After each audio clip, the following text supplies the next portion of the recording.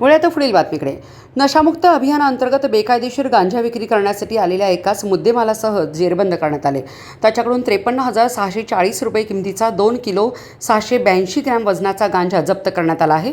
सोहेल गफूर तांबोळी वर्ष 26 राहणार गल्ली नंबर 1 हनुमाननगर सांगली असे ताब्यात घेतलेल्याचे नाव आहे. त्याच्यावर सांगली शहर पोलीस ठाण्यात गुन्हा दाखल करण्यात आला आहे.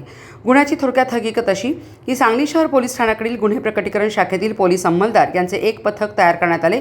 पथक 12 मार्च रोजी सांगली शहरामध्ये गांजा विक्री करणारे आणि ओढणाऱ्या इसमांचा शोध घेत असताना पोलीस कॉन्स्टेबल संतोष गळवे, गौतम कांबळे आणि पोलीस हेड कॉन्स्टेबल सतीश लिंबळे यांना त्यांच्या खास बातमीदारामार्फत माहिती मिळाली की एक अंदाजे वयवर्ष 20 ते 25 गटातील व्यक्ती गांजा विक्री करण्यासाठी कार्निवल हॉटेलजवळ येणार आहे. माहिती मिळताच पथकाने छाप्यासाठी लागणारे साहित्य आणि 2 पंच घेऊन कार्निवल हॉटेल येथे सापळा लावला.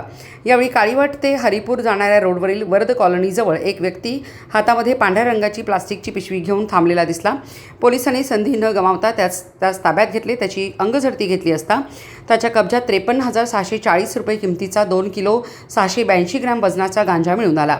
सदर इसमास ताब्यात घेऊन त्याच्याविरुद्ध सांगली शहर पोलीस ठाणे येथे अंमली औषधी द्रव्य आणि पदार्थ अधिनियम 1985 कलम 8क20ब2ब प्रमाणे गुन्हा दाखल करून त्यास तपासकामी अटक करण्यात आली आहे. तर या गुन्ह्याचा पुढील तपास पोलीस उपनिरीक्षक प्रमोद खाडे हे करीत आहेत.